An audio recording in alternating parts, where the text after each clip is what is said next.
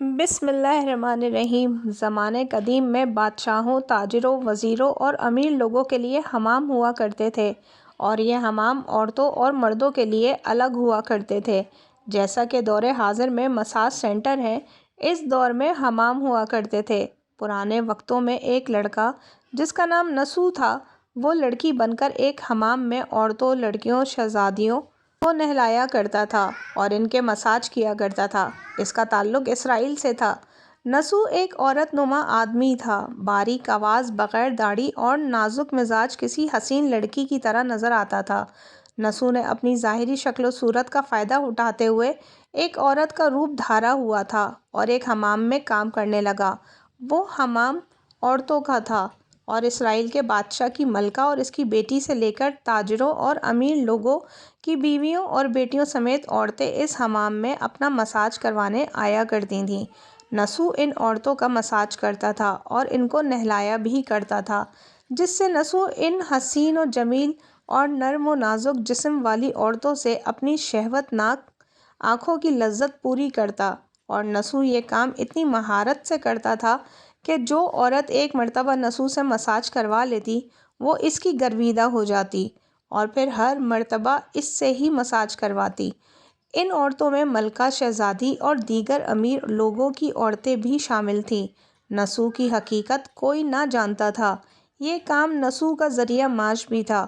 وہ اس سے پیسے بھی کماتا تھا اور اس کے ساتھ ساتھ حسین و جمیل عورتوں کے جسموں سے لطف اندوز بھی ہوتا تھا۔ نسو کے ضمیر نے کئی مرتبہ اس کو ملامت کی۔ ضمیر کی ملامت پر نسو توبہ کر لیتا اور اس شیطانی عمل سے دور رہنے کا ارادہ کرتا، لیکن پھر وہ توبہ توڑ دیتا۔ پھر ایک دن بادشاہ کی بیٹی ہمیشہ کی طرح نسو سے مساج کروانے گئی۔ مساج کے بعد پتہ چلا کہ شہزادی کا ہیروں کا جڑا ہار نہیں مل رہا۔ شہزادی نے حکم دیا کہ سب کی تلاشی لی جائے۔ نسو اپنا راز فاش ہونے کے ڈر سے ایک جانب جا کر چھپ گیا اور دل میں سوچنے لگا اور کہنے لگا، یا اللہ، مجھے معاف کر دے اور میرا راز رکھ لے۔ میں آئندہ کے بعد اس شیطانی عمل سے توبہ کرتا ہوں۔ ابھی نسو دعا مانگ ہی رہا تھا کہ شہزادی کی آواز آئی کہ نسو کو تلاش کرنا بند کر دو، ہار مل گیا ہے۔ اس کے بعد نسو نم آنکھوں کے ساتھ شہزادی کے پاس آیا اور اجازت طلب کر کے گھر چلا گیا۔ گھر جانے کے بعد بھی اس نے خوب آہو پکار کی، چونکہ وہ قدرت کا کرشمہ دیکھ چکا تھا اور اس نے اب کی توبہ کر لی تھی۔ اس نے حمام جانا بھی بند کر دیا تھا، جس کی وجہ سے کافی دن بعد شہزادی نے نسو کی غیر موجودگی کی وجہ سے اسے پیغام بھیجا اور حمام میں آ کر مساج کرنے کا کہا، لیکن نسو نے اس بہانے سے بات ٹال دی کہ اس کے ہاتھوں میں درد ہے، جس کی وجہ سے وہ مساج نہیں کر سکتا۔ کچھ دن بعد پھر سے شہزادی کا پیغام آیا، لیکن نسو نے پھر سے وہی بہانہ لگا دیا اور بات ٹال دی۔ نسو نے سوچا کہ اب اس کا اس شہر میں رہنا مشکل ہو رہا ہے، چونکہ شہر کی تمام عورتیں نسو سے مساج کروانے کی عادی ہو چکی تھیں اور اس کی مہارت کی گرویدہ تھیں۔ چنانچہ نسو اس شہر سے کہیں دور ایک پہاڑی پر چلا گیا اور وہاں ڈیرا لگا لیا، یاد الہی میں مشغول ہو گیا۔ ایک دن اس نے اپنے پاس ایک بھینس کو دیکھا جو کہ گھاس کھا رہی تھی۔ اس نے سوچا کہ شاید یہ کسی چرواہے کی ہے۔ بھینس یہاں آ گئی ہے، جب تک اس کا مالک نہیں آ جاتا اس کی دیکھ بھال کر لیتا ہوں، اور جب وہ واپس آئے گا اسے واپس دے دوں گا۔ یہ سوچ کر اس نے بھینس کو ساتھ لیا اور چلا گیا۔ ایک دن ایک تجارتی قافلہ راستہ بھٹک کر نسو کے پاس آ پہنچا۔ قافلے کے لوگ پیاس سے نڈھال تھے۔ انہوں نے نسو سے پانی طلب کیا تو نسو نے سب کو بھینس کا دودھ پلایا۔ سب نے پیٹ بھر کر دودھ پیا اور نسو سے شہر کا راستہ معلوم کیا تو نسو نے شہر کا قریب ترین راستہ انہیں بتایا۔ نسو کے اس اخلاق پر قافلے والوں نے اسے بہت سارا مال دیا، جس سے اس نے وہاں ایک کنواں کھدوا دیا۔ آہستہ آہستہ وہاں لوگ آنے لگے اور گھر برسانے لگے۔ وہاں کے لوگوں کے دلوں میں نسو کا ایک بڑا مقام بن گیا اور نسو کی نیک نامی کے چرچے ہونے لگے، اور یہ چرچے بادشاہ تک بھی پہنچے تو بادشاہ کے دل میں نسو سے ملنے کا اشتیاق پیدا ہوا۔ اس نے نسو کو پیغام بھیجا کہ بادشاہ سلامت تم سے ملنا چاہتے ہیں، لیکن نسو نے یہ کہہ کر انکار کر دیا کہ مجھے بہت سے کام ہوتے ہیں، میں بادشاہ سے نہیں مل سکتا۔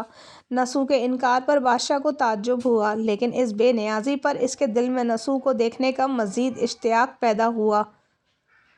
اس نے کہا کہ اگر نسو یہاں نہیں آ سکتا تو ہم خود نسو سے ملنے چلیں گے۔ چنانچہ بادشاہ اپنے کارندوں کے ساتھ نسو سے ملنے روانہ ہوا۔ قدرت کا کرنا ایسا ہوا کہ جب بادشاہ نے نسو کے علاقے میں قدم رکھا تو قدرت کی طرف سے ملک الموت کو حکم ہوا کہ بادشاہ کی روح قبض کر لی جائے، اور بادشاہ وہیں انتقال کر گیا۔ چونکہ بادشاہ عقیدت مندانہ نسو سے ملنے آ رہا تھا اور رعایا بھی نسو کی نیک نامی کی گرویدہ تھی، تو نسو کو بادشاہ کی جگہ تخت نشین کر دیا گیا۔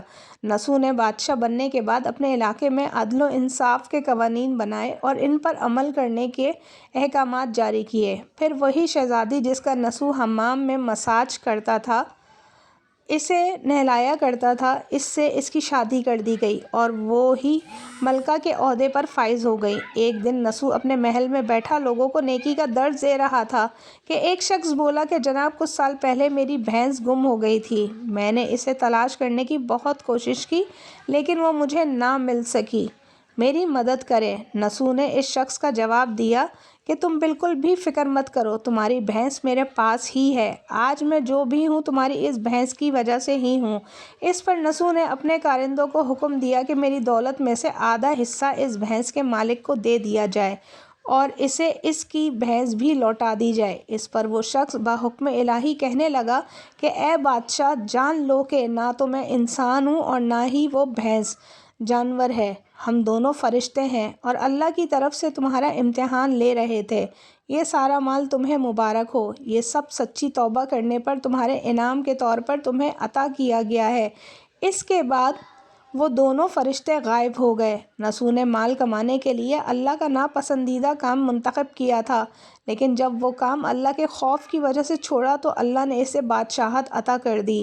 حرام طریقے سے لذت لینا چھوڑی تو اللہ نے اس کے نکاح میں شہزادی دے دی۔ اللہ پاک نہیں سچے دل سے توبہ کرنے کی توفیق عطا فرمائے۔